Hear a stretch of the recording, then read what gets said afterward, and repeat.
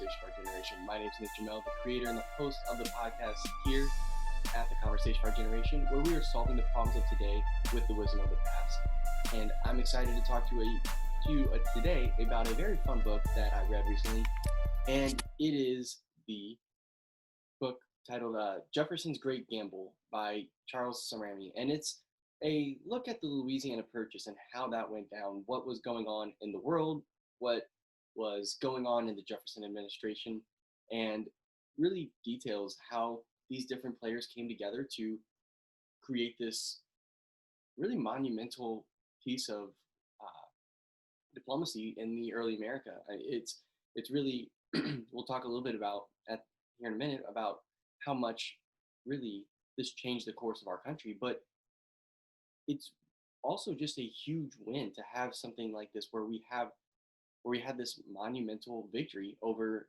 a world power in a way, as far as diplomacy goes, without any war.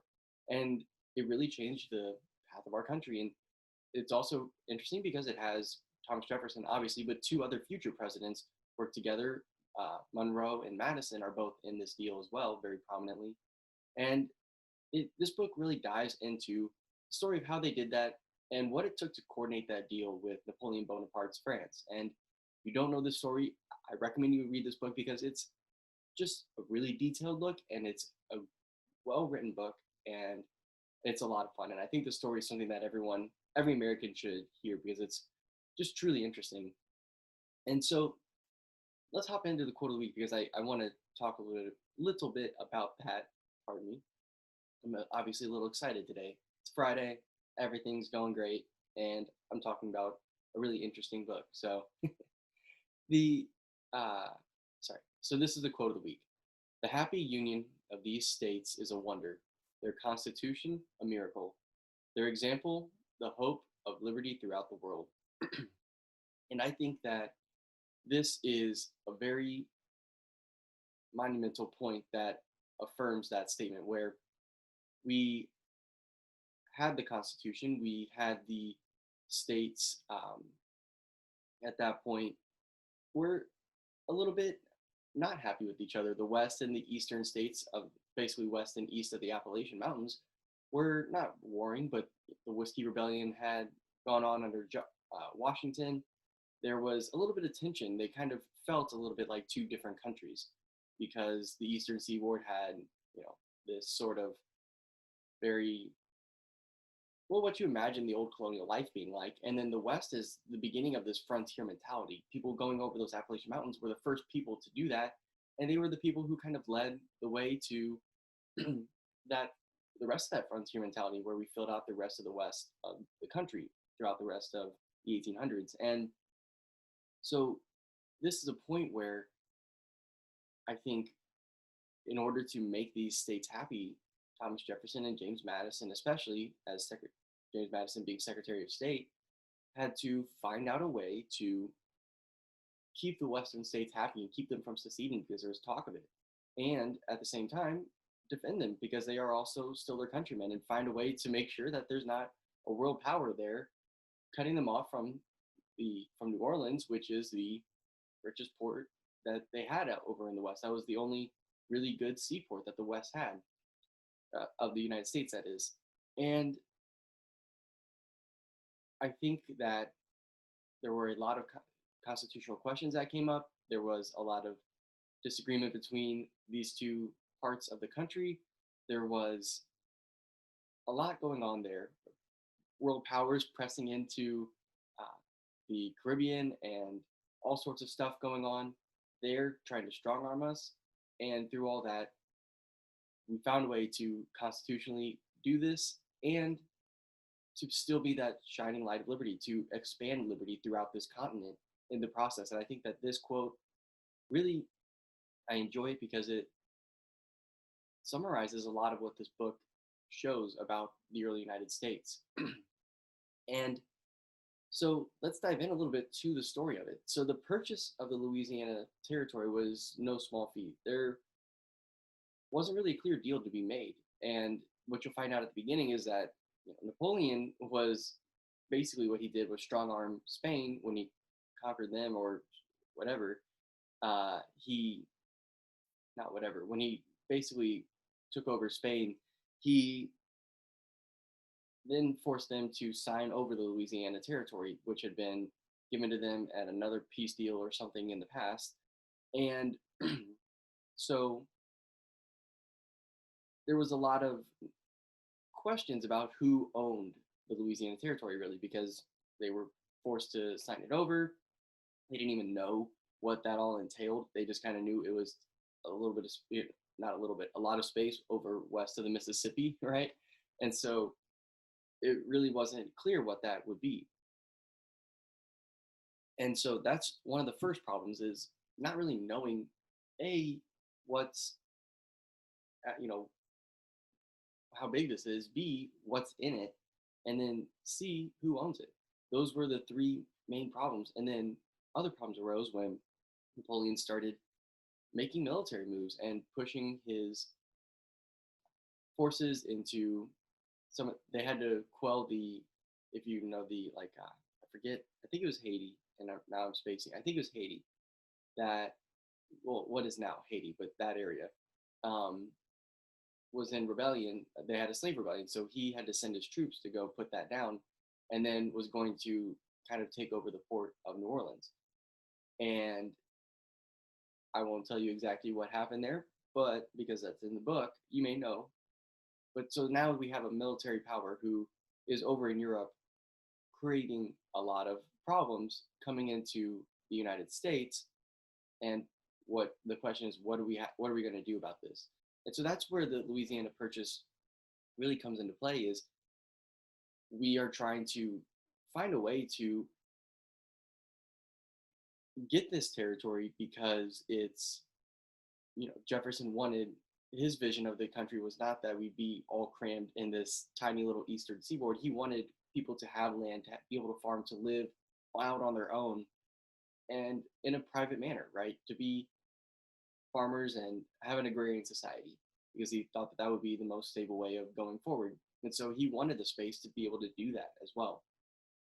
But then we also had the question of what do we do with another world power exerting force in very close proximity to our citizens, right? Is that going to create a war with France, who's generally been our ally up until this point, right? They helped us defeat the British. And so there's a lot of complexities to what's going on in this situation. And I thought this book did a really good job of diving into that.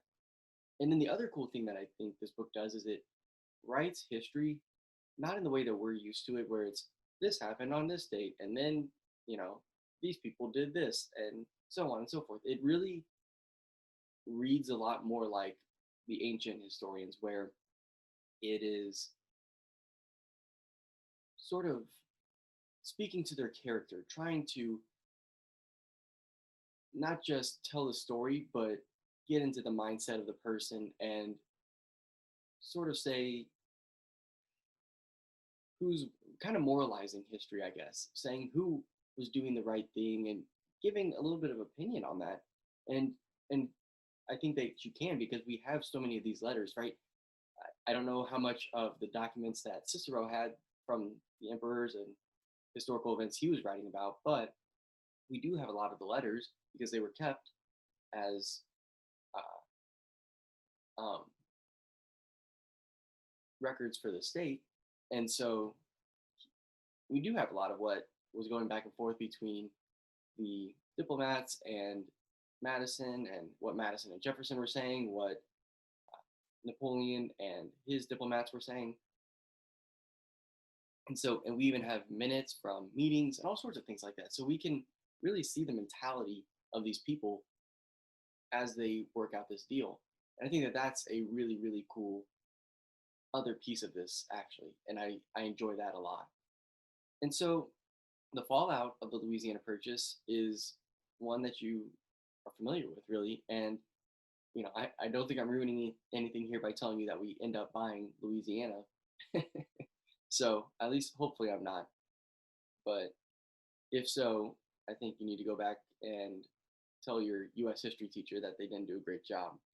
But the Monroe Doctrine is one of the major developments that came from this deal. And this is the idea that America would run the Western Hemisphere, right? The Americas are not going to have foreign powers meddling in its business, right? That's our idea, is we're going to push you out of that. And or Western and Eastern, European and Asian powers trying to meddle in the Americas, we're going to say no way. And so also, it really more than doubled the size of America. And that posed a lot of new problems. And so you can see, if you go to the show notes, I have a picture of how big the Louisiana Purchase was. So definitely go and check that out on conversationfourgeneration.com. But the question then came, how will America fill this vast new expanse? How much land did we actually buy? What's even there, right? That's why we sent out Lewis and Clark and had to explore all the way to the Pacific Ocean. And all of these questions and more had to be dealt with throughout the 19th century. And that's a crucial inflection point in America, in my opinion. It's really where we get that ethos, that American frontier spirit, that can-do attitude, right? Now, we had a bit of that for sure, obviously, to make these early moves and get it started, but just the fact that we decided we were going to go out and settle all that area. Now, obviously, that came with problems as well. It wasn't perfect, right? There was issues that came about between us and the Indians and all of that, and I'm not excusing behavior there, but there is actually something really, really good in that expansive mentality. And that's what, I can't think of his name. It was on the Ben Shapiro special. I think it's Matt Iglesias. His last name was Iglesias, and he was with Vox, so that's who it is. And he wrote a book about 1 billion people, and he wants to see population growth in America. He wants to see that, that not only are we the most productive people, but we're a numerous people, and that way we can't be messed with. And that's really where this started. Is the reason why we became a world power is because we were expanding across this continent in times of peace and just claiming it in a way that allowed us to have this wide, very defensible country that spanned from sea to sea. And not only that, you had a lot of people and a lot of resources, and it allowed us to become the world power that we are. And so this is a huge inflection point in our country. And I think that if you don't know the story behind it, you would enjoy it. I mean, even if you aren't a huge history person, if you're more of a reality TV person, you'll actually like it more, because that is how this book reads. It reads like a season of Keeping Up with the Kardashians, but with diplomats. That it really does. It's very interesting to see the relationships and how these people work together. And I think that this book really pulls that out very well. And so definitely check out the link in the show notes if you are interested in reading it. I recommend you do, but check out the link, buy it through me, that helps me out. You can also go to conversationourgeneration.com, check out everything else I got going on, other book reviews, other podcasts. If you go to conversationourgeneration.com/podcast and subscribe, that's also great.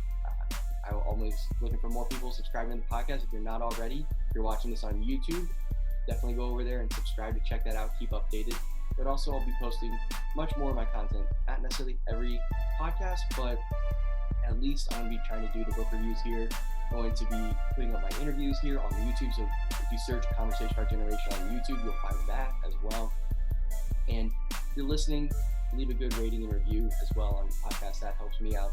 That helps more people find this and get more people into the conversation. And then always, you can follow on Twitter at ColinVarGen or on Facebook.com/ConversationForOurGeneration. And so thank you for listening to this episode of the Conversation for Our Generation. Let's get the dialogue going. I'll talk to you next time.